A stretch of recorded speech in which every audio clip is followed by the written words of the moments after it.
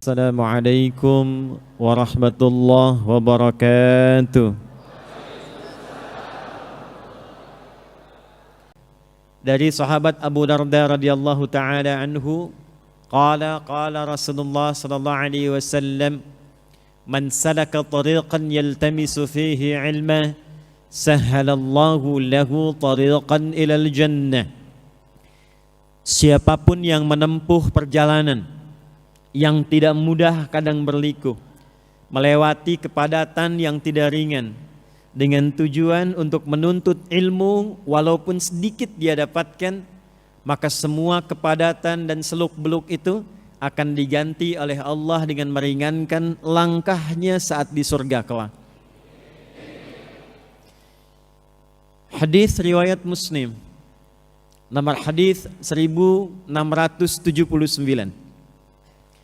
menggambarkan pertemuan kita hari ini di waktu yang tidak biasa, di bulan yang tidak biasa. Maka kita mesti awali dengan paparan Nabi yang tidak biasa, menggambarkan keutamaan di hari ini, sore ini, di bulan ini.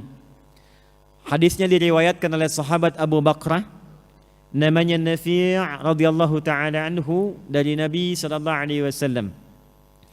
Qala Rasulullah sallallahu alaihi wasallam, inna az-zamana qad istadara ka hayati yauma khalaqas samawati wal arda minha arba'atun hurum.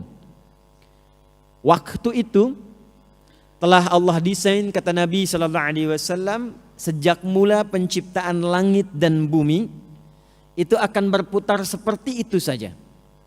Jadi kalau sekarang misal jam 4.30 sore, besok pun nanti akan berputar waktunya sama, ketemu 4.30 lagi. Sore ketemu sore, pagi ketemu pagi, malam ketemu malam. Demikian selanjutnya. Yang merubah keadaan itu perilaku kitanya. Yang menjadikan ada bangunan di kanan, di kiri, kemegahan, di depan, di belakang, itu kinerja kitanya. Jadi kalau ada orang-orang yang hanya diam saja, tidak memanfaatkan waktu, tidak digunakan dengan baik, itu disifati oleh Al-Quran sebagai orang yang rugi. Quran surah 103 disebut dengan surah Al-Asr. Asr itu waktu yang mengiringi kegiatan kita. Jadi sekarang pun Asr, nanti pun Asr. Secara momentumnya sekarang sore masa, nanti lail malam, nanti sabah pagi. Tapi setiap waktu yang terjadi itu yang kita isi dengan aktivitas, itu disebut dengan asr namanya. Nah, ciri khas orang beriman, dia mampu menggunakan semua waktunya secara teratur supaya dia tata menjadi kegiatan-kegiatan yang dengan itu melahirkan manfaat-manfaat yang dia rasakan di dunia sampai dengan di akhirat.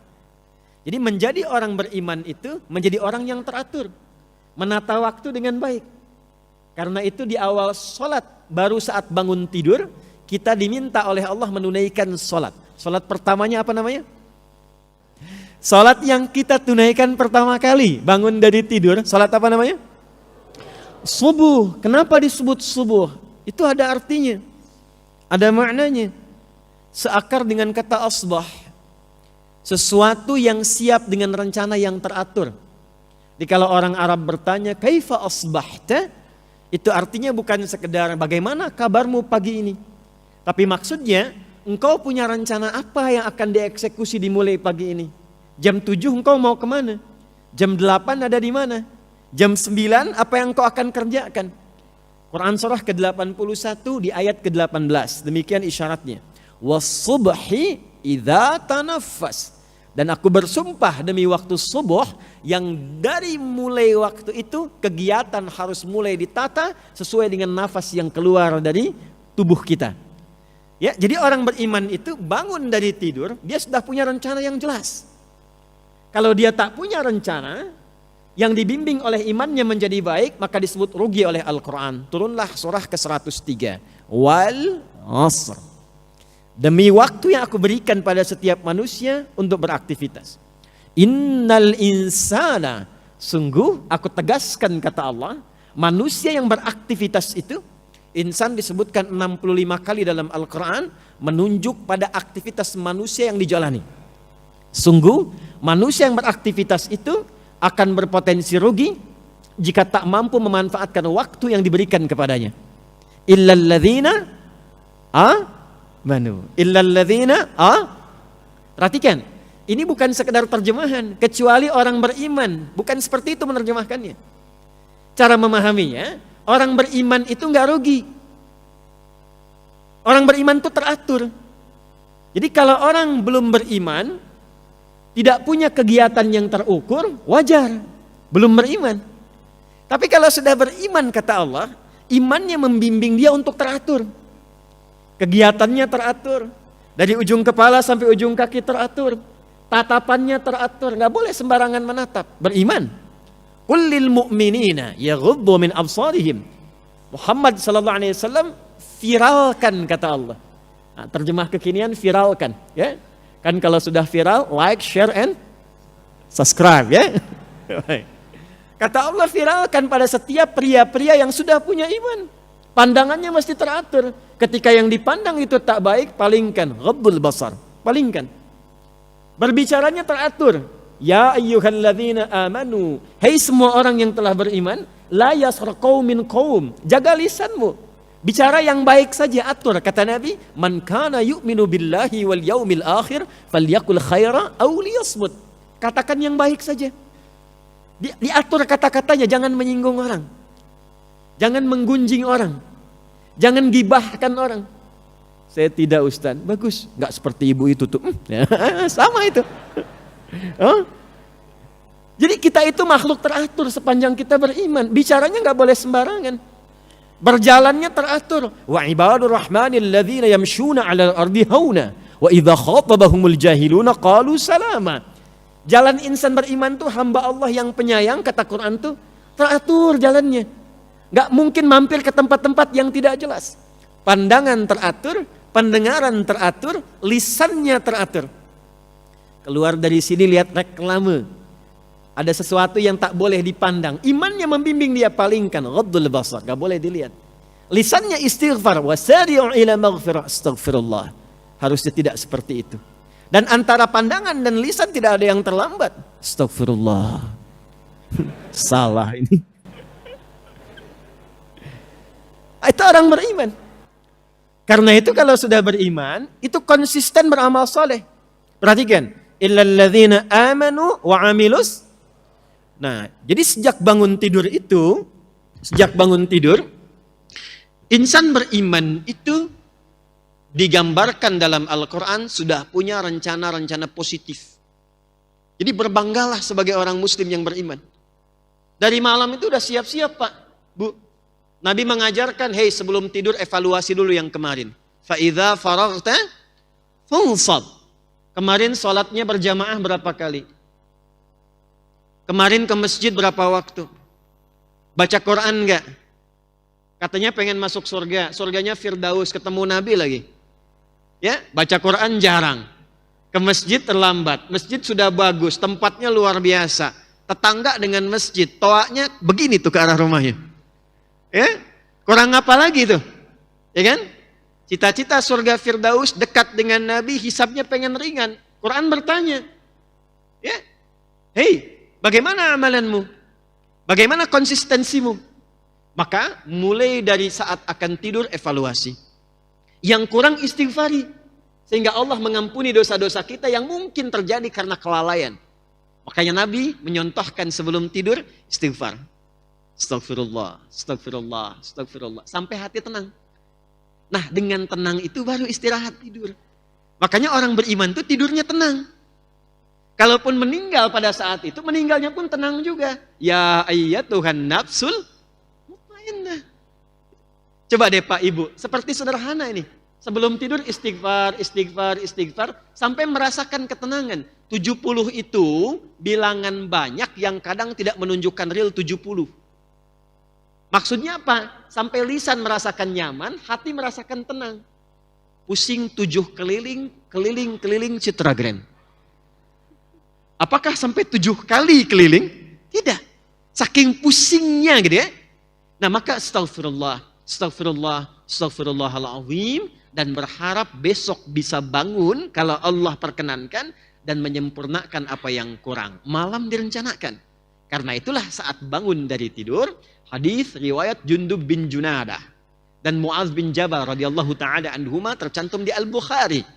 Dari Nabi sallallahu alaihi wasallam mengajarkan saat bangun tidur, alhamdulillahilladzi ba'dama wa ilaihin. Pertanyaannya, paham tidak maksudnya? Problemnya. Ya Allah, terima kasih. Aku bersyukur memujimu yang telah memberikan aku kesempatan kembali hidup sesuai ajalku. Yang mungkin saja dalam tidurku bisa wafat sesuai ajalku. Berikan bimbingan kepadaku ya Allah di hari ini, ilaihin nusyur. Nusyur itu menyebar untuk kembali. Berikan bimbingan kepadaku supaya aku bisa mencari bekal. Kalau pulang di hari ini sudah siap aku pulang. Itu maksudnya. Makanya kita siapkan rencana apa di hari itu. Kemarin saya cuma 4 waktu di Masjid An-Ni'mah. Sekarang 5 waktu, tuliskan. Saya pengen baca Quran hari ini 1 juz, tuliskan. Saya pengen sedekah, sekian, tuliskan. Nah, saat itulah bangun dari tidur, Anda menghadap Allah membawa rencana itu, disebutlah subuh. Datanglah sujud kepada Allah untuk meminta kemudahan menjalani semua aktivitas yang telah kita siapkan. Itulah insan beriman. Dan itu yang wajib di-share, diingatkan. Sampaikan pada keluarga. Bekerja sama dengan teman. Mencapai satu kebenaran yang disepakati. Dalam bahasa Arab, kebenaran yang disepakati mutlak benarnya disebut dengan hak namanya. Disebut apa? Hak. Karena itu, semua kebenaran yang bersumber dari Allah disebut hak. Al-haqqu mir rabbika fala takunanna minal mumtarin. Wa tawasaw bil. Sudah beramal soleh, viralkan. Share. Maka Masjid An-Ni'mah memviralkan. Insya Allah nanti kita ada kegiatan misalnya malam ini ada tahajud. Malam ini ada mabit. Viralkan untuk saling menguatkan iman.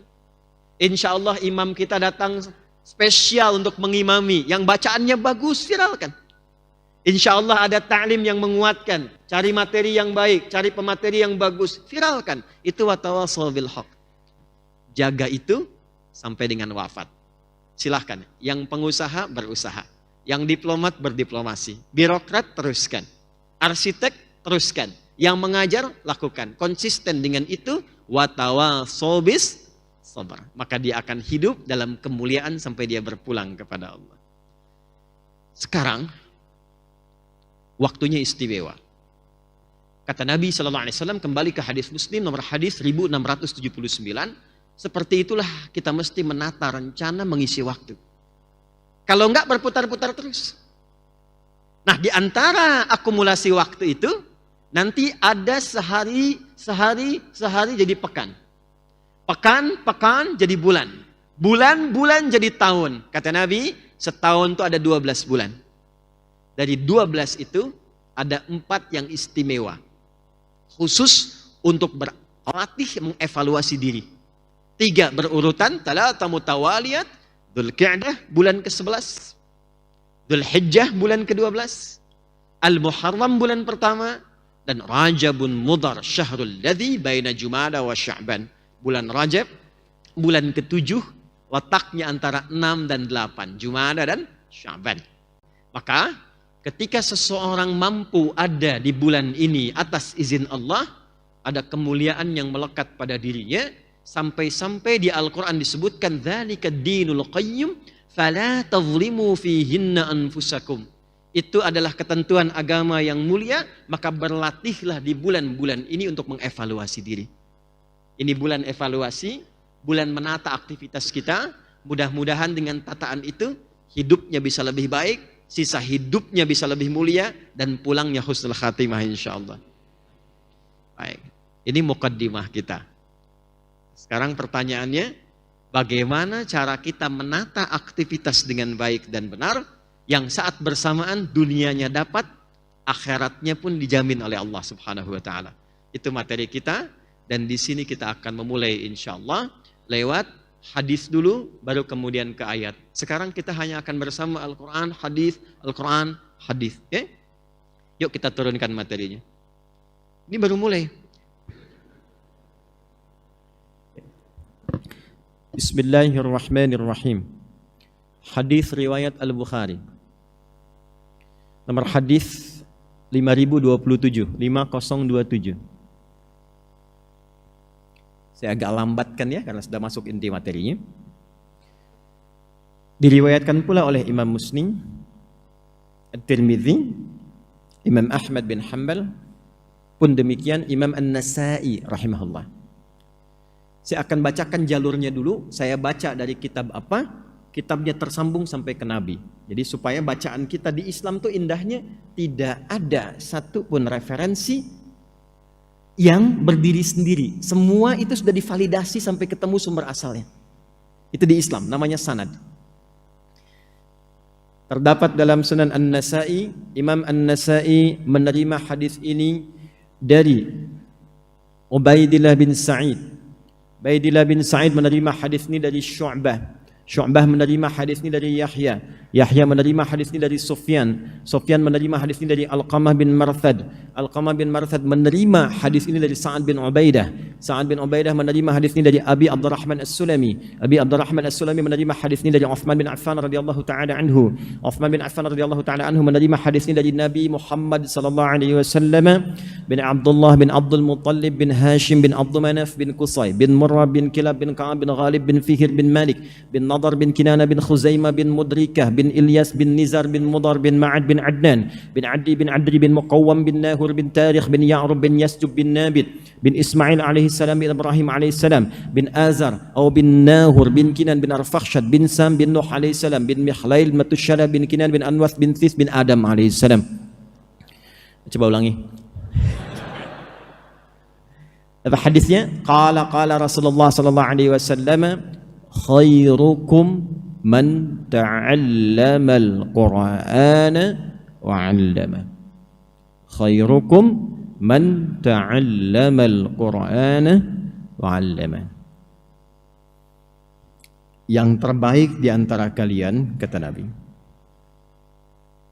Jadi khair itu sifat yang melekat pada tindakan apapun dan profesi apapun.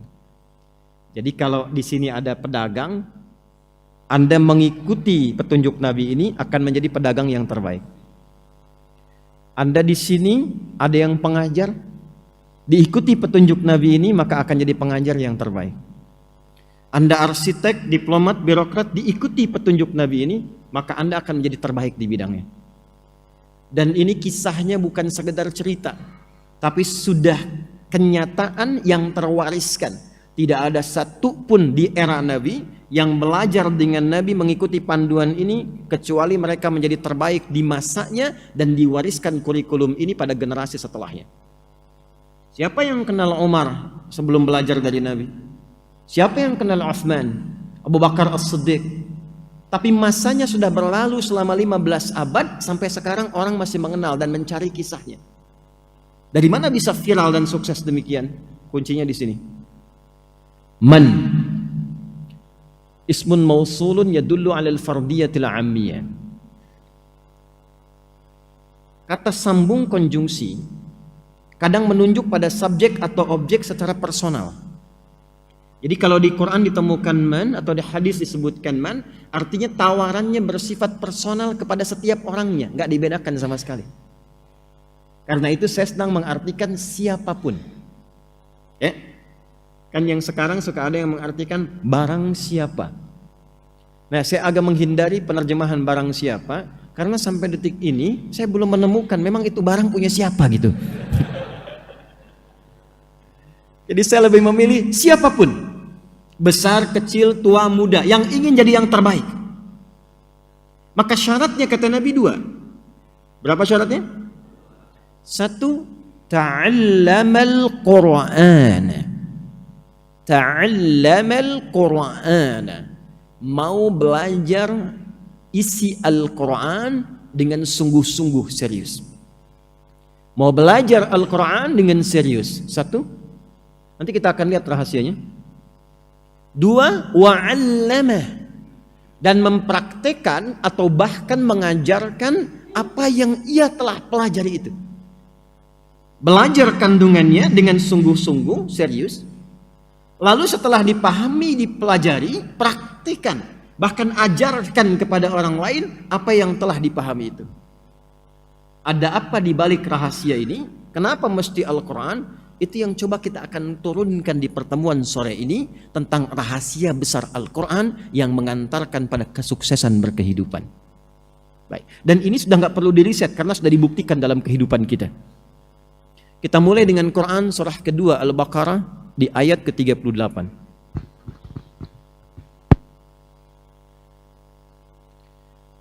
Mohon izin saya sedikit melambatkan uraiannya karena sudah masuk ke inti bahasan supaya mudah untuk didengar dan dipahami. Quran surah kedua Al-Baqarah di ayat ke-38. Paling kanan sebelah atas di mushaf standar.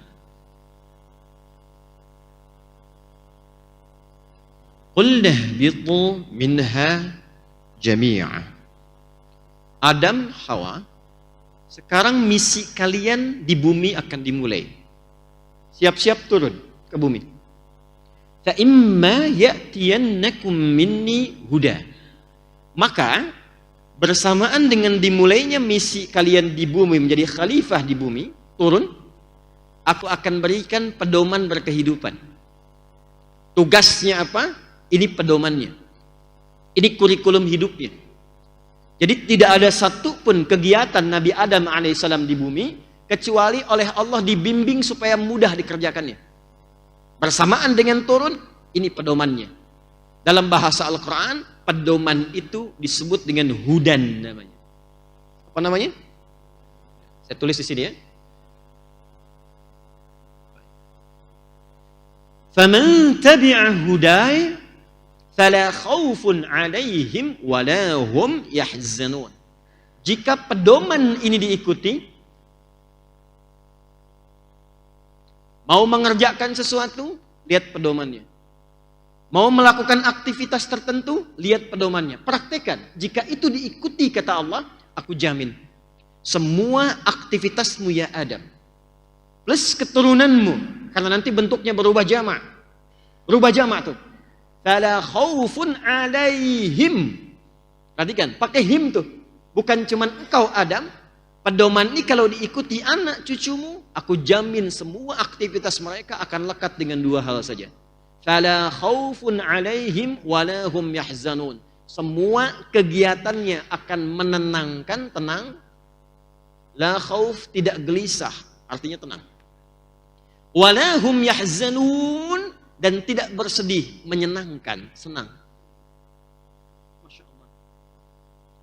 Di kantor senang, di rumah senang, dengan bertetangga senang, di sini, di sana, di mana-mana, dan tenang. Jadi sebetulnya desain kehidupan aktivitas di bumi ini menyenangkan. Apapun yang dikerjakan itu menenangkan dan menyenangkan. Seharusnya bekerja itu tidak banyak gelisah, tenang. Kalau tidak menenangkan, berarti ada pedoman yang tidak dilihat. Seharusnya di rumah tangga itu menenangkan.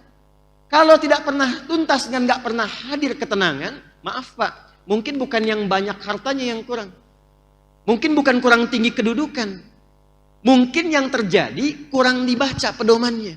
Sehingga tidak siap menyelesaikan persoalannya. Sejak Nabi Adam diturunkan, sudah ada hudannya. Nabi Adam selesai meninggal, muncul keturunan baru dari beliau, berkomunitas, komunitas. Quran surah ke-49 ayat ke-13. Tafsir dari Quran surah ke-4 ayat pertama. Kita mulai dengan Quran surah 4 ayat 1, saya agak cepat. Ya ayyuhan nasu taqu rabbakumul lati khalaqakum min nafsi wahidah. Hai semua manusia, bertakwalah kepada Rabbmu yang telah mencipta engkau dari bapa yang satu, Adam. Alladzi khalaqakum min nafsi wahidah, Adam. Wa khalaqa minha zawjaha. Adam diciptakan pasangannya Hawa. Wa batha minhuma rijalan katsiran wa nisaa. Dari Adam dan Hawa itu muncul keturunan. Jadi kalau kita mau teliti, kita yang hidup sekarang, itu kalau dicari genealoginya pasti tersambungnya cuma ke Adam dan Hawa. Jelas ya? Tidak ada yang ke hewan. Karena ada yang pengen keturunannya dari monyet katanya. Kita ke Adam ke Hawa. Karena itu kita disebut dengan Bani Adam. Disebutkan 7 kali dalam Al-Quran. Ya Bani Adam. Nah, Bani Adam ini itu cuma 2 jenisnya, nggak ada yang ketiga. Dia menyebar kemanapun cuma 2. Pindah ke Quran surah 49 ayat 13. Ya ayyuhan nasu, hei semua manusia, anak cucu keturunan Adam dan Hawa. Inna khalaqnakum min dzakari wa unta. Aku ciptakan kalian dengan keagunganku cuma 2 jenis. 1 dzakar laki-laki, kedua unta perempuan. Jadi anak cucu Adam itu cuma 2, kalau bukan laki-laki perempuan. Jelas ya? Kalau bukan laki-laki perempuan. Ya, jadi kalau Nia aja. Nama siapa? Nia, Pak. Nama Nia. Yang benar nama siapa? Kurniadi. Identitas anak cucu Adam itu cuma 2, kalau bukan laki-laki perempuan. Kemudian menyebar. Wa ja'alnakum syu'uban wa qabail. Tempatnya bisa beda-beda. Ada yang di Citragen, ada yang di Cibuburnya juga berbeda-beda. Ada yang di Bekasi, ada yang Bekasinya juga kemudian kota dengan kabupaten, ada yang provinsinya beda sampai beda negara. Kabilahnya tak sama sukunya, lita'araf untuk saling mengenal. Nah, dalam rangka mengenal ini, untuk membangun harmoni, memakmurkan misi yang Allah titipkan di bumi ini. Maka setiap terkumpul komunitas baru, sepeninggal sebelumnya, diutuslah seorang nabi dan rasul untuk membawa pedoman ini sesuai dengan zamannya, supaya tetap di setiap era berganti, mereka tetap hidup senang dan tenang. Saking sayangnya Allah. Adam boleh meninggal, anak cucunya berkelanjutan. Karena itu disebut khalifah. Khalifah itu dari kata khalafa, yang saling menggantikan. Kita hidup sekarang, besok ada yang gantikan. Jabatan sekarang, nanti pensiun ada yang gantikan. Itulah khalifah. Nah, di setiap komunitas berganti, eranya tak sama. Adam meninggal, muncul komunitas baru, diutus Nabi Nuh alaihissalam. Nuh meninggal alaihissalam, nanti datang lagi komunitas baru, Nabi Ibrahim alaihissalam diutus. Demikian seterusnya. Tidak pernah diutus setiap nabi kecuali ditugaskan oleh Allah, nih sampaikan bimbingan ini, hudan. Saya cepat saja, kalau terlalu ke atas banyak waktunya terhabis dan terserap.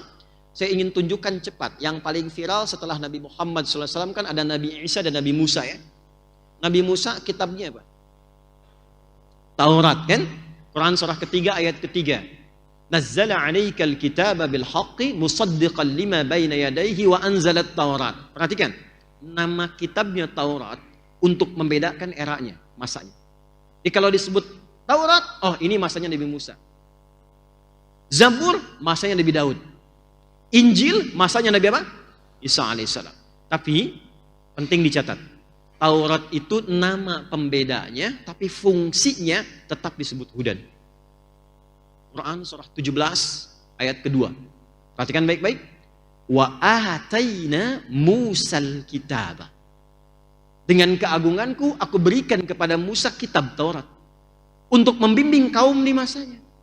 Wa ja'alnahu hudan, dan aku jadikan Taurat itu di dalamnya ada hudan. Ini tetap namanya hudan. Li Bani Israel. Untuk kaumnya yaitu Bani Israel. Dibimbing bagaimana hidupnya tenang. Dibimbing supaya tenang, supaya nyaman, supaya senang. Nanti berganti ke Nabi Isa. Nabi Isa dapat apa kitabnya?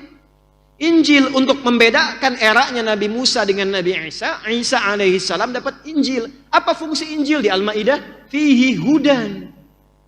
Itu hudan juga. Nah sekarang, maaf, Nabi Musa eranya selesai, Nabi Isa eranya selesai, tersisalah eranya Nabi siapa? Muhammad sallallahu alaihi wasallam. Karena beliau penutup para nabi dan rasul dan penutup kehidupan sampai dengan berakhir,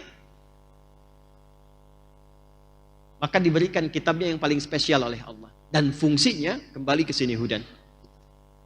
Karena nabinya spesial, maka kitabnya diturunkan di waktu yang paling spesial. Malamnya jadi spesial, harinya spesial, bulannya spesial. Malaikat yang bawanya naik pangkat langsung ke tingkat tertinggi Sayyidul Malaikah. Tempat turunnya langsung diberkahi. Itulah Al-Quran. malamnya.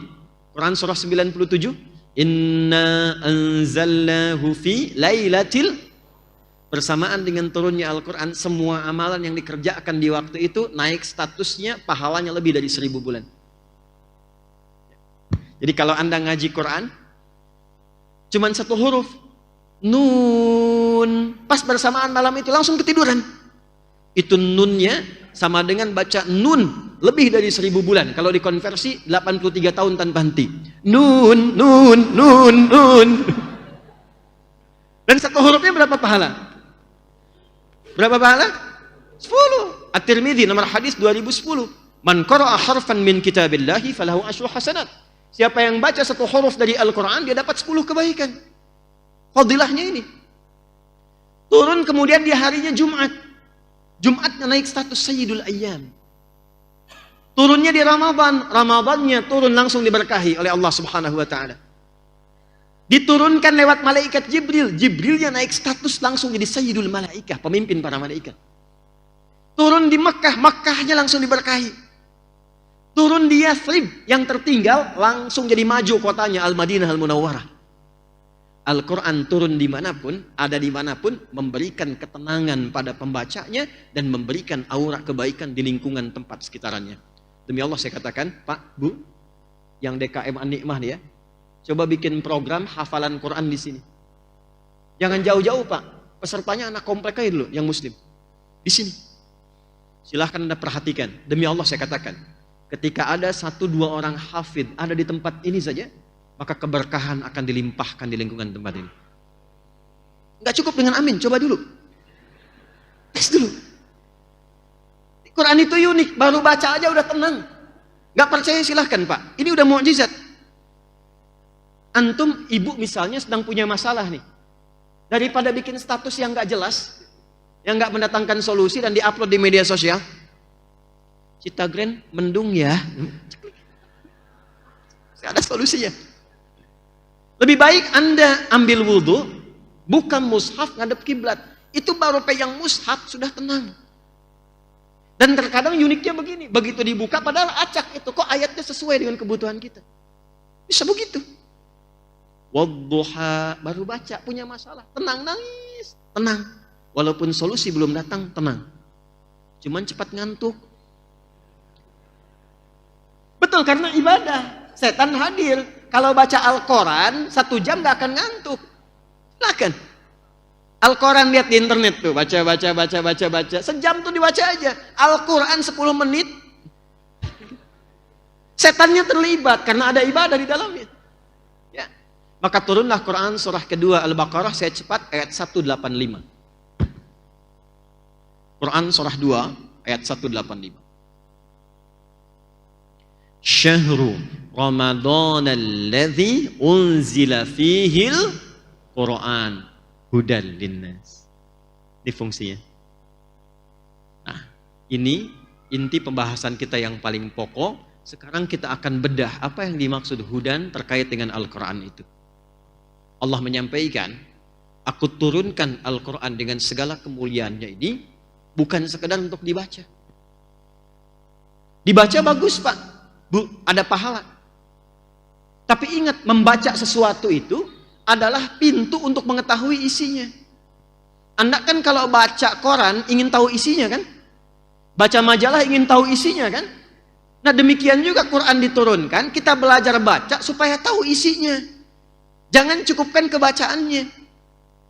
Betul, membaca itu ada pahalanya, dapat pahala, menutup kekurangan.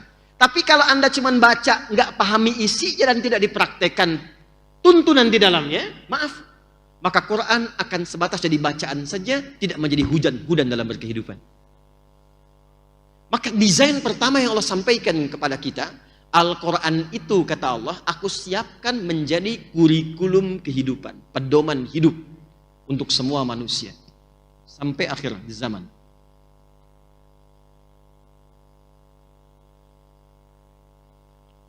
Ini ada TV Pak, kanan kiri. Bagus. Saat diinstal pertama kali, ada pedomannya kan? Kalau nggak diikuti pedomannya, bisa nyala nggak? Teratur tidak? Handphone Anda bagus-bagus. Ada buku petunjuk kan? Kalau Anda menyalahi petunjuk itu, handphone bisa error dan rusak. Anda beli mobil baru semahal-mahalnya, nggak dibaca pedomannya, rusak. Semua butuh pedoman.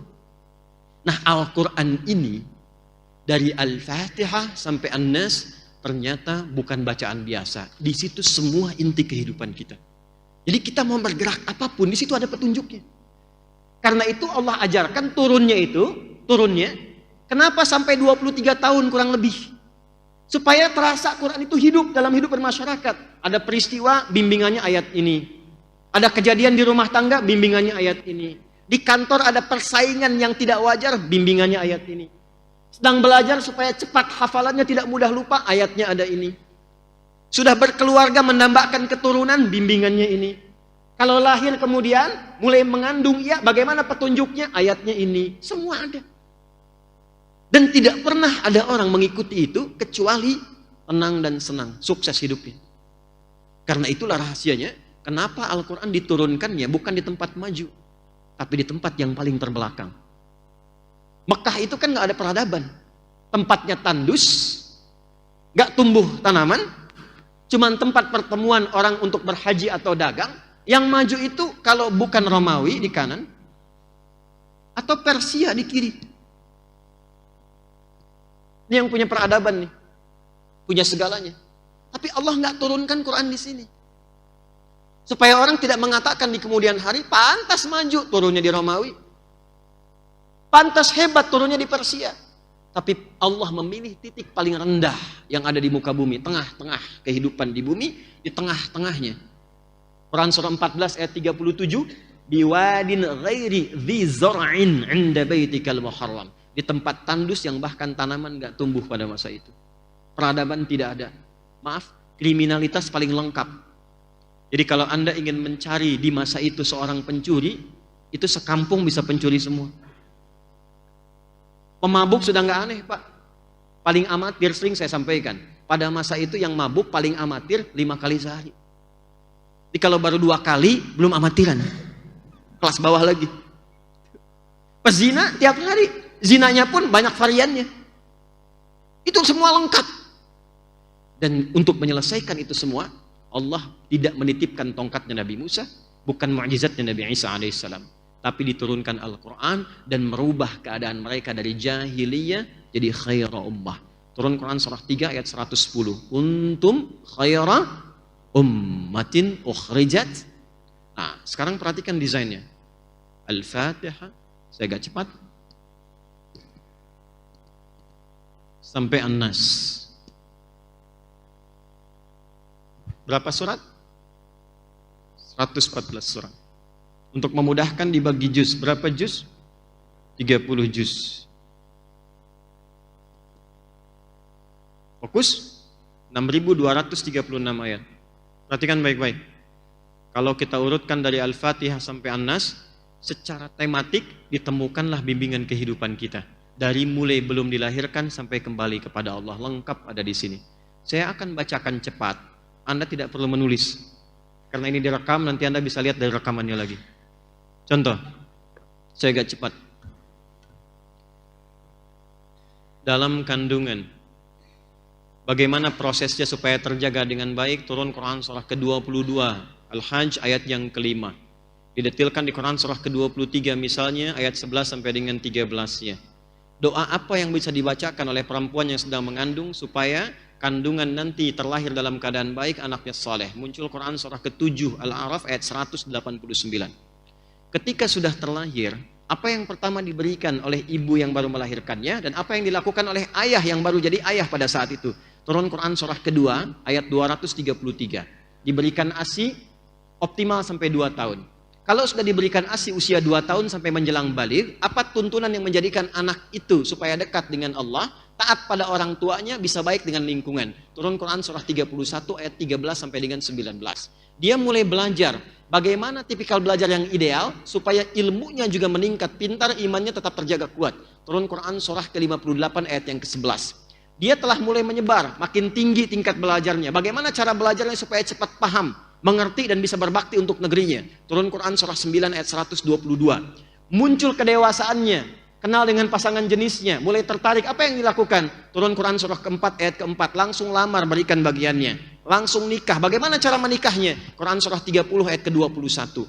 Terjadi pernikahan, apa yang menjadi hak dan kewajiban suami istri supaya paham apa yang dilakukan? Turun Quran surah keempat ayat 34. Apa tugasnya suami? Dasarnya mencari nafkah. Turun Quran surah kedua ayat 168 yang standar. Kalau ingin cepat, turun Quran surah kedua ayat 172. Kadang belum berangkat, rezekinya sudah menunggu. Quran surah ke-7 ayat ke-96. Dalam pencarian nafkah itu kadang tidak sedikit singgungannya. Akan muncul ujian-ujian. Pelajari kaidah dasarnya ujian Quran surah kedua ayat 214. Rinciannya Quran surah kedua ayat 155 sampai 157. Solusinya ditemukan di Quran surah ketiga ayat 142. Tantangannya kadang ada yang ingin menyingkirkan, gak mau Anda yang maju, harus yang lain yang unggul. Bagaimana cara amalan kita mendekat kepada Allah supaya dilindungi? Majunya baik, diselesaikan solusi dengan baik, dilindungi oleh Allah. Turun amalan Quran surah ke-17 di ayat 79 sampai dengan 81. Kemudian istri yang di rumah, apakah mudah begitu saja menunggu? Tidak. Dia merawat anak kadang-kadang nggak mudah. Kadang berkata, turun tuntunan Quran surah ke-17 ayat 23 sampai dengan 27. Dua-duanya kompak mendidik sampai merasakan kenikmatan. Usia berkembang, usia 40 tahun maju. Kata Allah, jangan lupakan kedua orang tuamu. Berbakti dulu pada ayah ibumu. Kalau ada harta yang kau dapatkan kesuksesan di rumahmu, perhatikan bapak ibumu. Turun Quran surah ke-46 ayat yang ke-15. Kalau belum sadar, ingat ibu yang melahirkanmu, merawatmu, mendidikmu. Jangan cepat marah kepada kedua orang tuamu. Baktikan sempurna, engkau sukses sekarang. Turun Quran surah ke-31 ayat yang ke-14. Kemudian dia naik lagi, harta mulai banyak. Mulai berbagi, berikan haknya. Lihat keluargamu sekitaran. Kamu punya adik, kamu punya kakak. Lihat mungkin anaknya nggak sekolah. Mungkin adik kamu itu punya anak-anaknya perlu kekurangan, perlu bantuan. Maka mulai ada skema infak dengan 5 bagian utama. Quran surah kedua ayat 215. Kalau lebih lagi ada zakat. Diambil Quran surah ke-9 ayat 103. Disalurkan ke 8 golongan Quran surah ke-9 ayat yang ke-60. Anda naik lagi, semakin tinggi, semakin tinggi. Maaf, jangan dikira akan selamanya hidup di dunia. Pada akhirnya akan kembali seperti masa kecil ya. Quran surah ke-22 ayat yang ke-5. Kemudian setelah itu datang kematian, dimulai dengan maut. Quran surah ketiga ayat 185. Yang bawa mautnya malakul maut. Quran surah ke-32 ayat yang ke-11. Cara ngambilnya kalau ingin tenang, Quran surah ke-89 ayat 27 sampai dengan ayat yang ke-30. Ketika meninggal itu masuk ke alam kubur. Bagaimana suasana di kubur supaya kita bisa siap-siap? Quran surah ketiga ayat 169 sampai dengan 172. Ada lagi detailnya di Quran surah kedua ayat 153 sampai dengan 154. Lalu bagaimana menunggu di situ sampai kembali kepada Allah? Maka akan terjadi kiamat, turun satu surah ke-75 dengan namanya Al-Qiyamah. Maka di situ akan ada hisab. Saat dihisab itu ada penentuan, ada surga, ada neraka. Yang ingin ke surga dijelaskan dengan sempurna. Nih, yang pengen surga Firdaus, Quran surah ke-23 di ayat 1 sampai dengan 9. Yang pengen di taman surga, Quran surah ke-51 amalannya ayat 15 sampai dengan ayat ke-23. Yang pengen surga standar, nggak apa-apa, yang penting masuk surga deh. Enak juga di situ. Quran surah kedua ayat ke-25. Jangan macam-macam. Selain surga hanya ada neraka. Jangan sampai engkau nestapa. Bagaimana ancamannya supaya kita bisa hindari? Neraka yang paling ringan, dicelupkan sedikit, seharinya 1000 tahun. 1 detiknya 48 hari. Langsung hangus, hancur semuanya. Turun Quran surah keempat ayat ke-56. Kalau dia orang-orang yang terakumulasi keburukannya, ingkar kepada Allah, munafik sifatnya, maka ditempatkan yang paling dasar di neraka jahanam. Turun Quran surah keempat ayat 140. Tapi kalau masih hidup dia ingin berubah, diturunkan risalah taubat. Quran surah keempat ayat 143. Dicintai oleh Allah. Quran surah kedua ayat 222. Sampai dia pulang dalam keadaan husnul khatimah. Mana yang gak ada? Ada semua. Kita itu makhluk teratur. Tentang jin diajarkan, turun surat jin. Ya kan? Tentang malaikat disampaikan, hidupnya teratur, ada semua. Nah dulu cara orang berinteraksi dengan Al-Quran, kata Abu Abdurrahman As-Sulami, tadi disampaikan hadisnya. Mereka belajar Quran dengan Nabi itu dengan serius. Pendekatannya yakin sebagai kurikulum hidup, bukan sekedar bacaan. Kalau cuma bacaan nanti sifatnya begini, simpan, dirak-rak itu. Dibaca enggak tuh? Dilihat, dilewatin, yang penting baca.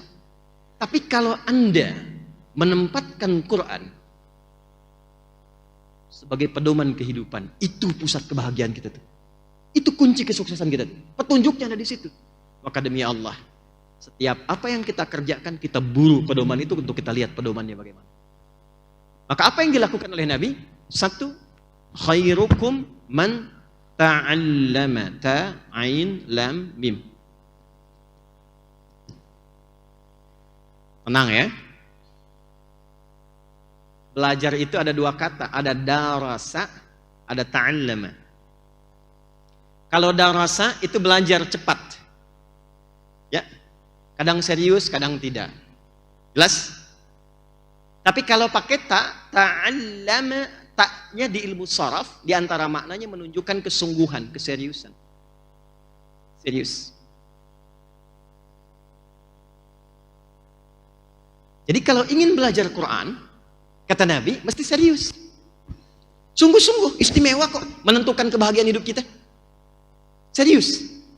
Bahkan saking pentingnya Quran, keseriusannya bukan hanya pada isinya, termasuk pada bacaannya. Karena itulah satu-satunya kitab di muka bumi yang dijaga oleh Allah sampai ke cara bacanya, itu Quran. Supaya nggak salah baca, salah paham. Sebab kalau bacanya salah, pahamnya keliru. Maka dijaga sampai cara bacanya. Yang ini panjang, yang ini pendek. Yang ini berhenti, yang ini lanjut. Ada ilmunya kemudian disebut dengan tajwid. Bacakan seperti ini, Allahu Akbar. Silahkan riset. Semua huruf dalam Al-Quran itu keluar di semua bagian tubuh kita yang mengeluarkan suara. Tempat keluarnya huruf, keluar semua dari situ. Dari bagian bawah di udara ini, adnal halak, sampai ke bagian luar di bibir di sini. Semua, nggak ada satu pun buku bacaan di muka bumi yang saat membacanya mengeluarkan semua huruf di tempat semua keluarnya huruf di tubuh kita, kecuali Al-Quran. Dan indahnya, siapapun yang baca itu akan menemukan iramanya sendiri. Dan itu akan dikenal khas. Jadi Anda nggak butuh lagu, nggak butuh irama, nggak butuh formula-formula tertentu. Cukup ikutin cara baca dengan benar, keluar irama Anda sendiri. Alhamdulillahi Rabbil Alamin. Sudah nih. Ya kan? Alhamdulillahi Rabbil Alamin. Ustaz Adi. Orang tua kita tuh dulu bacanya biasa-biasa, tapi tahu itu bacaannya. Rasanya enak, indah. Karena itu beda Quran dengan formulasi musik. Ya, nggak ketemu gelombangnya. Di zaman Nabi itu sudah ada musik. Kumpulnya di syair. Udah ada langgam syair namanya. Ada 16 langgam. Ada namanya tawil. Tawilun lahudunal bukhuri fadailu. Fa'ulun mafa'ilun fa'ulun mafa'ilu.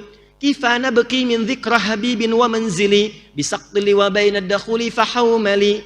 Ada rajas. Mustaf'ilun mustaf'ilun mustaf'ilun. Mustaf'ilun mustaf'ilun mustaf'ilun. Sautus safiril bulbuli hayyaja qalbi thamili al-ma'u wa zahru ma'a zahri lahzul muqali fa anta ya sayyidali wa sayyidi wa maulali fakam tajummuni ghazayyilun uqayqali qataftuhu min waznatin min fi'li hadzal rajuli faqala la la la la faqad ghada muharwili wa wal walad wali ya wailali faqultu wa wal wili fabayyinul lu'ali qalat lauhina kadza in harwadhul muqali kahatan kaqailali tattabi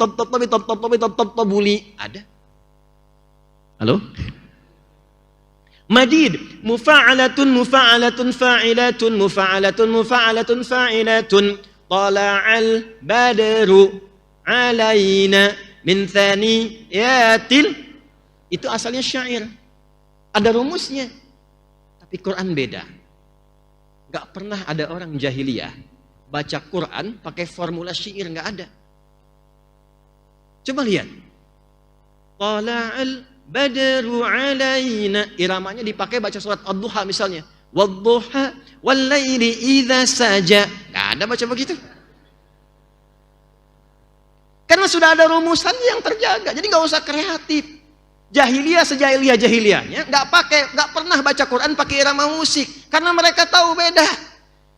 Jadi enggak usah maksa. Jadi imam di masjid An-Ni'mah salat maghrib, iyyaka na'budu wa iyyaka nasta'in, bubar jamaah. Alam nashrah laka sadrak, bubar. Dan gak enak ke telinganya. Enak. Jadi tujuan ada ilmu tajwid itu bukan untuk melahirkan irama supaya mudah dibaca dengan benar, paham isinya. Tapi jadi pembeda akhirnya.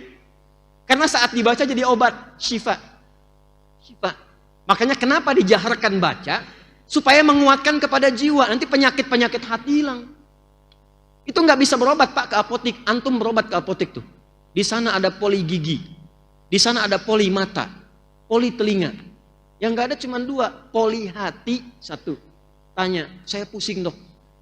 Apa yang dirasakan? Kepala saya penat kayak vertigo. Gejalanya apa? Itu kalau tetangga saya dia beli mobil baru, saya penat sekali. Nggak ditemukan obatnya. Ada. Ya, cuman 2 poli yang nggak ada. Poli hati, poligami. Tenang Bu, nggak akan saya bahas, tenang aja. Ya, itu Quran.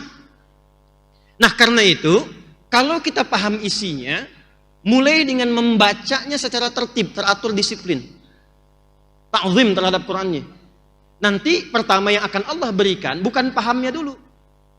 Yang diberikan oleh Allah pertama kali, pancaran aura kebaikannya. Sampai ke jiwa kita itu. Jadi bacanya bukan cuma di lisan. Bacaan Quran yang bagus itu sampai ke jiwa. Jadi begitu Anda baca, hatinya ikut bergetar. Itu yang dimaksud Quran surah ke-8 ayat yang kedua. Innamal mu'minuna alladzina idza dzukirallahu wajilat qulubuhum. Perhatikan, wa idza tuliyat 'alaihim ayatuhu zadatuhum imana wa 'ala rabbihim yatawakkal. Jadi baca Quran itu yang tertib, tenang. Lalu rasakan getarannya, kenikmatannya. Setelah itu baru kita keluarkan step yang kedua. Jadi ada 3 step nanti ya. Saya agak cepat, mohon izin. Belajarlah Quran dengan serius. Ada 3 tingkatan belajar Quran. 1, tahap bacaan, tahap pengenalan. Disebut dengan qiraah. Qiraah. Ini nggak butuh paham, karena baru mengenal. Ilmunya disebut dengan tajwid. Cara membaca Quran dengan baik dan benar. Ikuti dulu. Allahu Akbar. Baru kita membaca saja, itu sudah mendapatkan apresiasi langsung dari Nabi. Setiap hurufnya 10 kebaikan. Setiap huruf 10 pahala. Izin, yang disebut pahala itu bukan pendapatan dunia yang kita bisa raba sekarang, tidak. Itu value untuk bekal pulang ke akhirat. Ditampakkannya, sekarang ilmu yakin, informasinya meyakinkan. Nanti ada ainul yakin saat sakaratul maut ditampakkan. Hakul yakin saat pulang ke akhirat. Ya, jadi kelihatan nanti saat akan meninggal ditampakkan. Ya, kalau ingin cepat lihat ya silahkan ya, tapi kan sesuai ajal gitu ya. Nah, pelan-pelan. Ini tips dari saya. Yang Nabi sampaikan, setiap hurufnya itu 10 kebaikan. 10 pahala itu, 1 keduanya 500 tahun. 2 ketiganya 500 tahun. Tinggi nilainya. Dan rumusnya di hadis Muslim, pahala dan dosa itu saling nutup. Jadi kalau ada orang berbuat kesalahan, dia berbuat kebaikan, salahnya ditutup sama yang baiknya. Ketiga. Jelas? Kalau Anda rajin baca Quran, menjaga diri dari keburukan, dan menjaga diri dari perbuatan maksiat. Begitu ada salah yang tak sengaja, langsung tertutup. Nah, cara bacanya, kalau mendapatkan guru yang ketat, berbahagialah. Bersabar dulu di 20 ayat pertama. Selanjutnya kesananya, itu bisa lebih mudah. Coba lihat ya. Misal, ini dari bagian bawah nih. Supaya tercakup semua pembahasannya. Ini bagian bawah yang mengeluarkan suara. Namanya adnal halaq di sini. Ada hamzah, alif, dan ha. A, ha. Keluar sampai di bibir. Itu ada mim, waw, ba. Diwakili oleh Al-Quran, alif, lam, mim. Nanti ke sini ada ha misalnya. Di dalam ada kha. Nanti ke sini nih, di lidah ada lam misalnya. Sampai keluar ke bibir. Itu semua huruf 28 sampai 29 huruf keluar dari tempat ini semua. Tapi di antara itu ada yang paling sulit, ada yang menengah, ada yang biasa. Contoh. Zal, za. Dengan dal. Sulit mana? 1 atau 2? Zal atau dal? Bukan. Sulit yang kedua, dal. Karena dal itu butuh energi dari dalam dikeluarkan, infijar, bahasa tajwidnya qalqalah. Dal. Qaf, ta, ba, jim, dal, hurufnya 5. Tapi kalau zal cuma di sini. Da.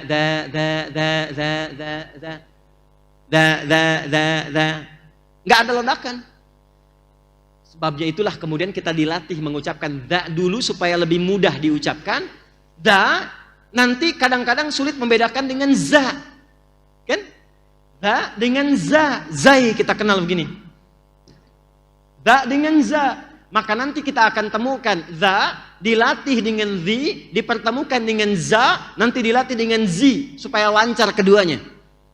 Alif lam mim za. Dzalikal kitabu la hudal lil. Setelah lancar za, pindahkan ke zi ayat 3. Alladzina yu'minun. Zi. Sudah lancar za, zi, muncul za. Ayat 3, alladzina yu'minuna bil ghaibi wa yuqimunas salata wa mimma razaqnahum. Sini. Nanti lancar za. Maka muncul zi dan zi ayat 4. Walladzina yu'minuna bima unzil. Itu indahnya Quran. Dilatih lidah kita. Jadi kalau kita sabar mengaji 20 ayat, itu kesananya lebih mudah. Makanya kalau di sini ada yang ngajarkan Quran ketat gurunya, alhamdulillah ya Allah terima kasih. Ibu udah jauh-jauh datang, bu. 30 menit, udah bu, pulang, besok lagi kesini lagi. Nanti dikumpulkan di Al-Baqarah saat masuk ayat 71 72. Qala innahu yaqulu innaha baqaratun la dhalulun tuthirul arda wa la tasqil hartha musallamatun la syiyata fiha qalu al-ana ji'ta bil haqqi fadhabahuha wa ma kadu yaf'alun. Yang sulit-sulit kumpul semua. Setelah itu lancar. Ini baca. Setelah lancar baca, pindah caranya ke inti bahasan kita sekarang. Bagus, silahkan baca one day one juice, one day one verse, silahkan. Cuma sekarang pindah, fasenya pindah, naik tingkat. Ke tingkat yang kedua dikenal dengan tilawah. Apa namanya? Mulai memahami arti, mengkaji.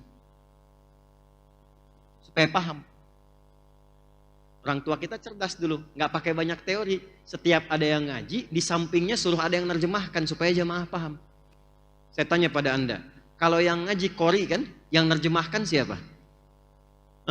Sari tilawah kan? Ya kan? Cuman mungkin yang pertama menerjemahkan itu namanya Bu Sari, makanya Sari tilawah. Coba kalau Pak Ferdi, mungkin Ferdi tilawah. Di sarinya nggak ada sebetulnya, tilawah saja. Ya nggak ada sarinya, tilawah. Cuman yang pertama menerjemahkan busa, maka jadi sari asalnya tilawah saja, artinya 3. Awas ya, fokus.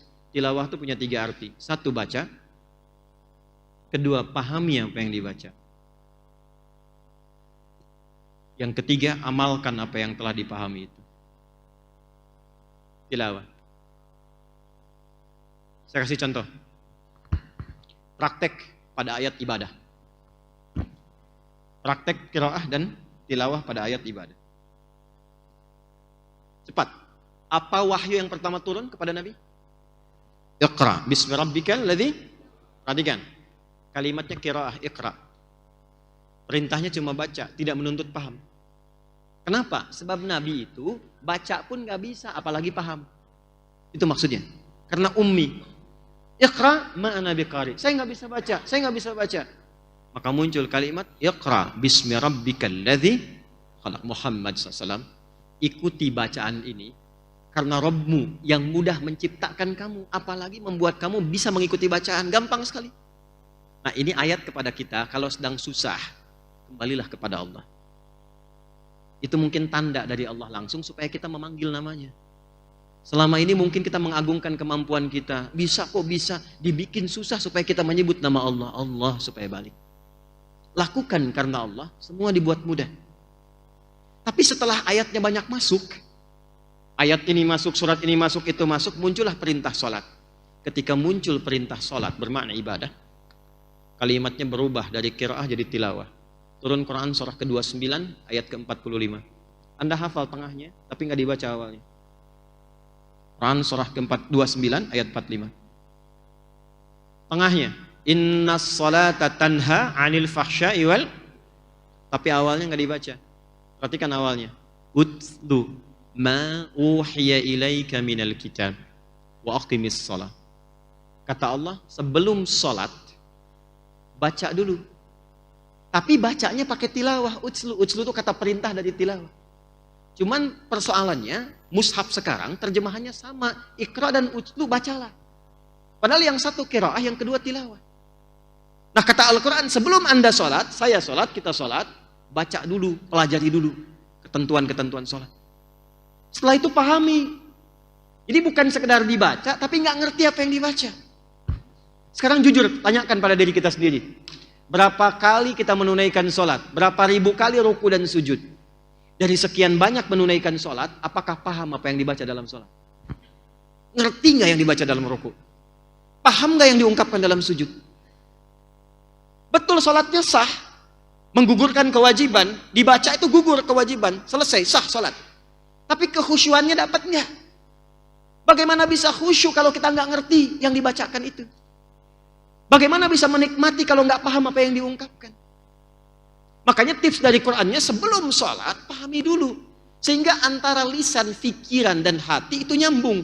Contoh, Allahu Akbar, lisan mengucapkan Allahu Akbar, pikiran menerjemahkan Allah Maha Besar.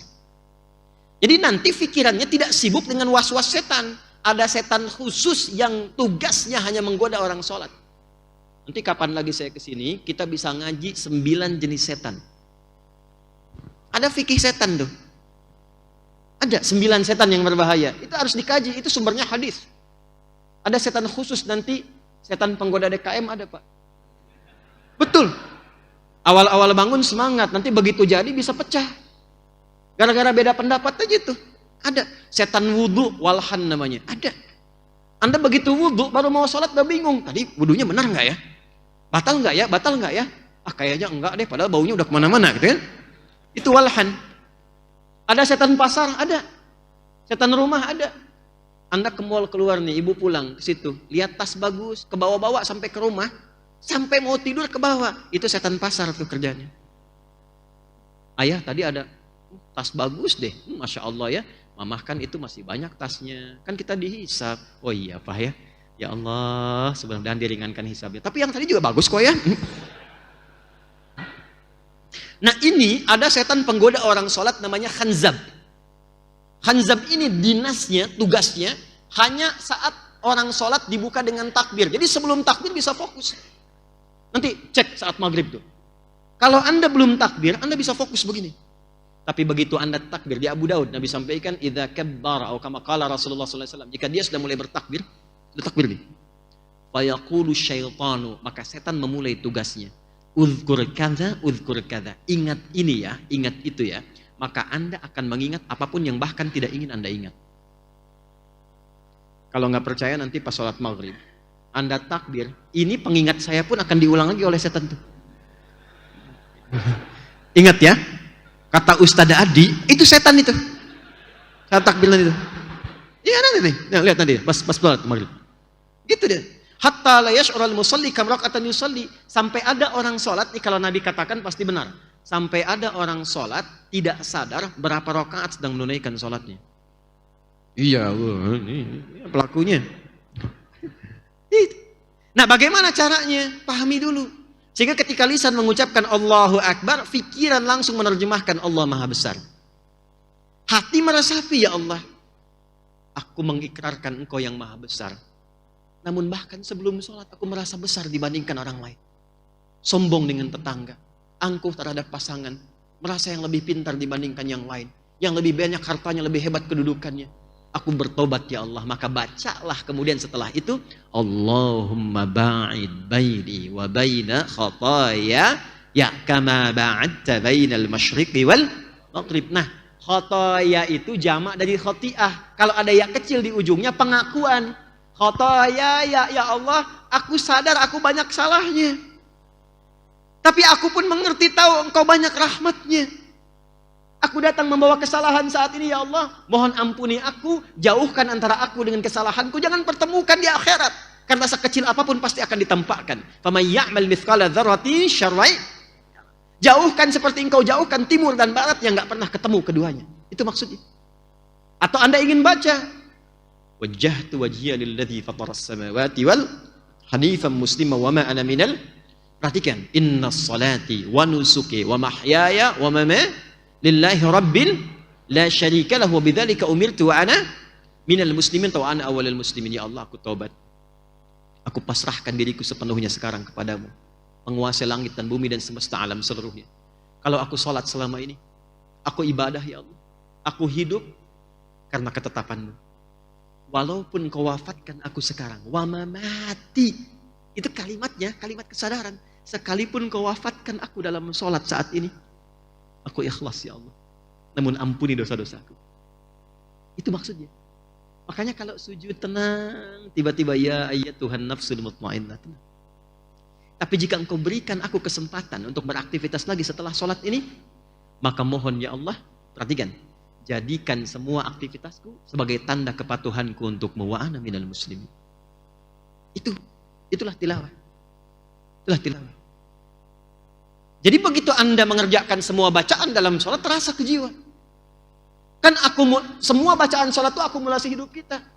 Pengen punya ampunan, dapat ampunan. Pengen rizki dilimpahkan, pengen disehatkan, pengen diberikan perlindungan, pengen dirahmati. Duduk di antara dua sujud. Sambil duduk bacanya enak. Rabbighfirli warhamni wajbur warfa'ni warzuqni, minta rizki. Tuh. Kalau kita paham, Rabbighfirli, ya Allah ampuni aku. Mungkin karena banyak salahku, sekarang kesehatanku Engkau uji. Atau karena cintamu kepadaku Engkau uji. Ya Allah, mungkin harta ini belum aku dapatkan rezeki dengan lancar karena ada maksiat dariku. Rabbighfirli. Warhamni, sayangi aku. Wajburni, lindungi ya Allah. Ada banyak orang kadang-kadang ingin menyakitiku. Warzuqni, berikan aku rizki. Paham. Itu dibaca Masya Allah, subuh aja udah 2 kali. Ya. Habis sholat minta lagi karena nggak paham. Ya Allah, anugerahkan aku rizki. Kata malaikat, yang tadi apa dalam sholat? Yang tadi warzuqni. Ini. Nah, ini baru latihan dalam ibadah. Saya tutup dalam muamalah. Muamalah itu praktek harian. Maka caranya keluarkan secara tematik. Contoh. Teman-teman di sini ada pengusaha ya, pedagang ya. Kenapa Anda nggak mengeluarkan ayat bisnis saja di Quran? Pebisnis keluarkan tuntunan bisnis dalam Quran. Keluarkan ayatnya. Ayat-ayat bisnis. Kaji ini sesuai profesi Anda. Yang pokok pelajari, sholat misalnya, puasa, zakat. Tapi profesi Anda, apa yang di situ Anda kerjakan profesinya? Keluarkan ayatnya. Di sini ada diplomat, keluarkan ayat-ayat diplomasi. Di sini ada pengajar, keluarkan ayat-ayat ilmu. Nah, topik ini berhasil dirinci oleh para imam-imam besar sampai mereka membuat rincian contohnya dan petunjuknya dari Nabi langsung.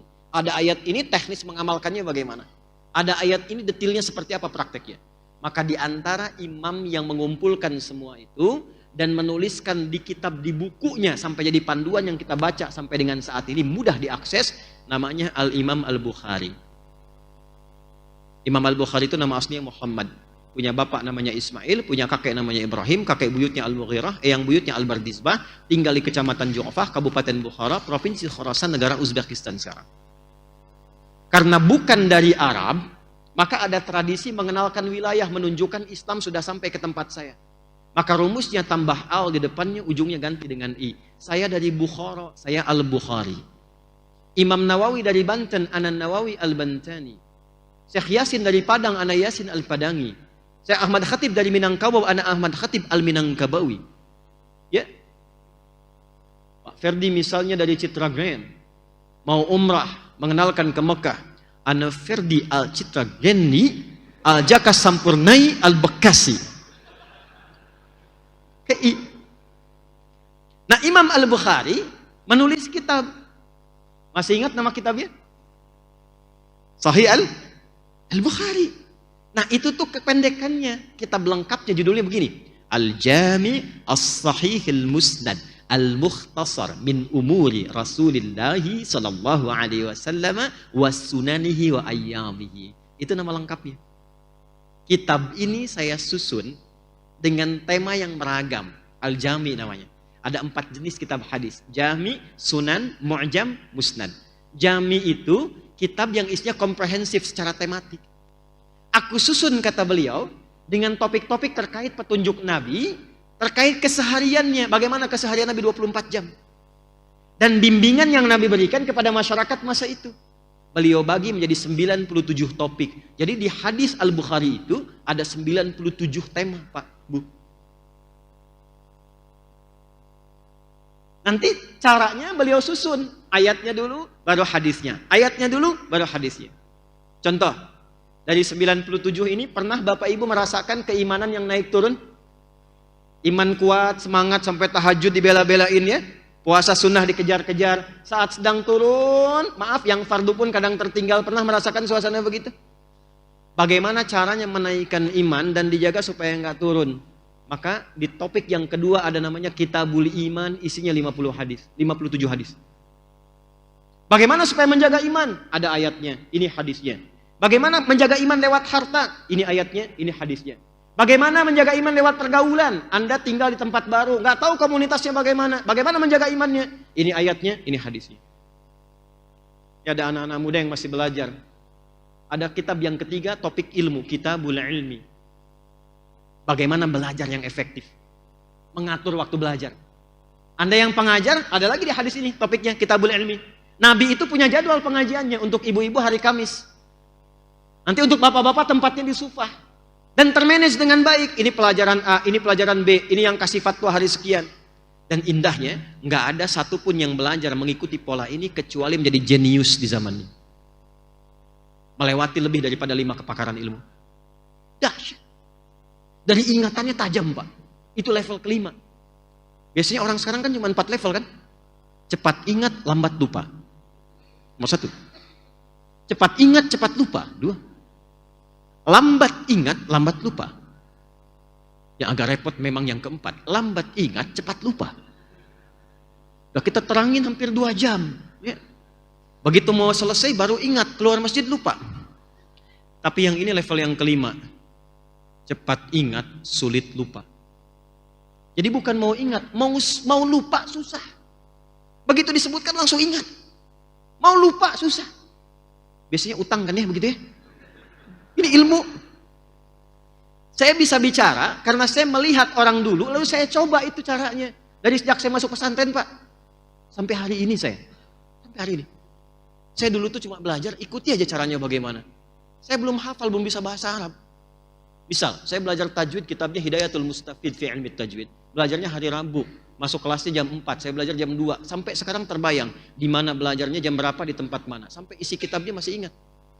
At-tajwidu lughatan al-ityanu bil jayyidi wa istilahan ilmu yu'rafu bi ahkam mustaqim min sifati wal mududi wa ghairi dzalika katarqiqi wa tafhim wa nahwihima ma ghayatu ilmi at-tajwid ghayatu bulughun nihayati fi itqani lafdhil qur'ani alamatul qiyam al hadrati nabawiyyati afsahiyyati wa qila ghayatu saunul lisani 'anil khata'i fi kitabillah ta'ala.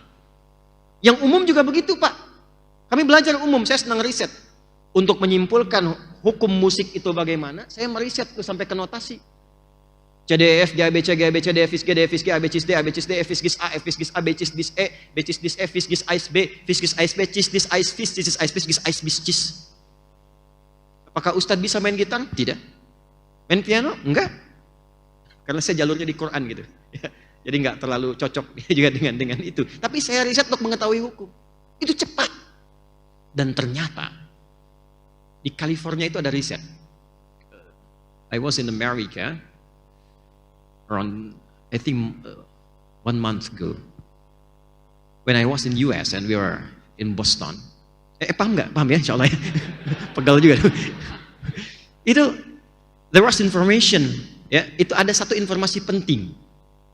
Ternyata di University of California, itu ada riset menyebutkan bahwa kapasitas memori manusia itu paling sedikit 100 juta gigabytes. Yang paling dahsyat, riset dari profesor, seorang dokter dari Maroko tinggal di London. Begitu meriset ahli Quran, yang dia baru hafal Quran dengan cara yang benar, ditunjukkan oleh beliau, ternyata kecerdasannya akan meningkat 3 kali lipat dari manusia biasa. Alasannya sederhana, karena dia sudah hafal 52.000 kosakata. Menurut teori standar, yang banyak hafalannya, banyak masuk informasinya, memudahkan otaknya terstimulus untuk menghafal apapun dengan cepat. Itu Quran. Maka sekarang keluarkan. Nanti sambungkan dengan hadis yang lain. Misal, Di hadis sahih disampaikan la taqumu sa'atu illa. Di antaranya apa? Taqarrubul aswaq. Akan tiba satu masa menjelang-jelang ke akhir, pasar mudah diakses. Mudah diakses. Dulu ibu berangkat ke pasar pakai ojek, pakai angkot, pakai mobil, turun belanja. Sekarang keluarkan handphonenya, klik datang. Hadisnya ada. Isyarat ke situ. Kenapa Anda tidak bikin teknologinya sekarang? Sekompleks Citagran yang muslim dan sekitarannya, bikin aplikasi khusus. Siapa yang bisnis A, bisnis B, bisnis C? Yang butuh klik ke situ. Roda perekonomian berputar di situ. Dapatkan di situ, supply-nya ke situ, demand-nya di situ berputar. Praktekkan ininya. Lalu sambungkan ke Masjid An-Ni'mah. Bikin aplikasinya, zakatnya langsung klik masuk ke sini. Infaknya klik masuk ke sini. Masjidnya punya database, siapa yang kekurangan di sekitaran ini? Dibuka setiap Jumat. Bikin database-nya, siapa yang dokter di sini? Siapa yang pengusaha? Jadi diumumkan, yang sakit, yang nggak sempat ke rumah sakit, insya Allah hari ini dokter A yang akan memberikan bimbingan. Gratis. Hidup masjidnya, itulah Quran. Itulah hadis. Dulu begitu. Maka orang senang ke masjid, ditunggu, jamaah itu ditunggu, datang berangkat kenalan. Datang ini datang sholat berangkat pulang, datang berangkat sholat pulang, nggak kenal siapa yang duduk di sampingnya. Itu bukan jamaah namanya. Jelas?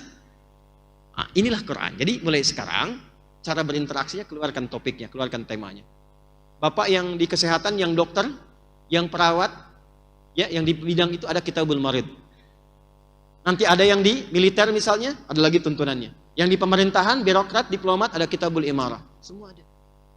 Keluarkan. Nah, itulah Al-Quran sebagai petunjuk berkehidupan. Saya tidak menginginkan setelah ceramah ini, Quran itu hanya tersimpan dalam bentuk tulisan di mushaf. Hidupkan dalam perilaku. Keluarkan dalam bentuk akhlak. Katanya ngaji, tapi kalau lisannya masih senang mencaci. Kok bisa pulang pengajian mencela temannya yang lain? Belajar apa? Di Quran kan katakan saling menyayangi, saling bersatu. Wa'tasimu bihablillah, bersatu. Wala tafarraqu, jangan terpecah belah. Mana prakteknya? Bicara yang baik-baik, mana prakteknya? Jauhi pencurian, jauhi korupsi, mana prakteknya? Cukuplah kembali kepada Quran, maka Quran akan membimbing kita menjadi manusia mulia yang dirahmati oleh Allah Subhanahu wa taala. Jelas sampai sini? Paham? Baik, kalau sudah dipahami, saya kira ini adalah pengantar awal kajian saya berada di masjid ini. Dan mudah-mudahan juga bukan menjadi kunjungan yang terakhir ke sini untuk kita bersilaturahim. Jadi mudah-mudahan awalnya dibuka dengan Al-Quran, dan insya Allah menjadikan kita jamaah di dunia dan jamaah di akhirat bersama Rasulullah SAW. Saya tutup hadisnya, khairukum, jika ingin jadi orang baik, man ta'allamal Qur'ana wa 'allamah. Pelajari Quran dengan sungguh-sungguh, ajarkan, hidupkan, praktekkan dalam kehidupan kita. Ya, insya Allah di sini rutin jamaah ada berapa, Pak? Ada yang belajar Quran, mengkaji? Full ya? Lihat sini. Step terakhir menghafal. Sebelum saya tutup, saya minta 5 menit sedikit. Bacaan sudah, qiraah, tilawah sudah, terakhir menghafal. Hafalan. Antum pebisnis, mau rapat, mana petunjuk Qurannya? Bawa mushaf kelamaan. Hafalin ayatnya. Ibu bawa ayat ke rumah tangga, hafalkan. Dijamin oleh Allah, Quran itu satu-satunya kitab suci yang mudah dihafalkan. Insya Allah kita sudah praktekkan. Bahkan ada orang yang hafal Quran itu cuma 25 hari. 30 juz. 24 hari. Ada yang rekor saat karantina di tempat kami di At-Taisir 14 hari. Dan lintas usia. Ada yang 50 tahun, ada yang 82 tahun, ada yang 70 tahun, ada yang 25 tahun, ada yang 22 tahun. Ternyata mudah untuk dihafalkan. Maka step yang ketiga adalah al-hifdhu, menghafal Quran. Kalau sudah sampai ke level ini, Allah akan berikan hadiah yang istimewa. Di dunianya dijaga oleh Allah, anaknya hafal, ayah ibunya diberikan keberkahannya. Pak, antum kumpulkan harta ya. Dari berangkat gelap, pulang gelap, capek, lelah. Demi Allah, Pak, satu anak aja di rumah, jadikan penghafal Quran. Anda saat pulang capek kerja itu, begitu melihat anak Anda yang kecil sedang mengulang hafalan Quran, hilang penatnya, Pak. Yang lebih indah saat Anda meeting di kantor, anak Anda telepon dari pesantren. Ayah, terbata-bata dia mengatakan, aku sudah hatam hafalannya 30 juz. Demi Allah saya katakan. Anda dapat proyek sebesar apapun akan gugur semua itu dikalahkan oleh kalimat anak itu yang mengatakan, Nanda telah selesai hafalan Qurannya. Itu berkah, Pak. Anda punya ahli Quran di rumah, penghafal Quran. Walaupun belum sampai 30 juz, tapi penghafal Quran itu jadi mutiara di dalam kehidupan rumah Anda. Tempatkan, hidupkan itu, dan insya Allah saya akan bantu nanti ke sini. Kita siapkan untuk sementara 100 paket untuk memudahkan hafalan Quran. Nanti siapkan Pak ya, kita bisa kirim. Satu paketnya itu ada 3 buku. Nanti ada 300 buku ke sini, ada 100 paket, itu kita berikan sebagai hadiah. Silahkan, nanti dikembangkan di sini. Ya, supaya ada penghafal Quran di sini. Kita akhiri pertemuan ini dengan berdoa. Mudah-mudahan doa kita dikabulkan oleh Allah Subhanahu wa taala. Allahumma taqabbal minna innaka antas sami'ul alim wa tub 'alaina innaka antat tawwabur rahim. Allahumma rabbana la tada' lana fi maqamina hadha wa fi kulli maqamin dhanban illa ghafartah wa la hamman illa farajtah wa la daynan illa qadaytah wa la maridan illa shafaitah.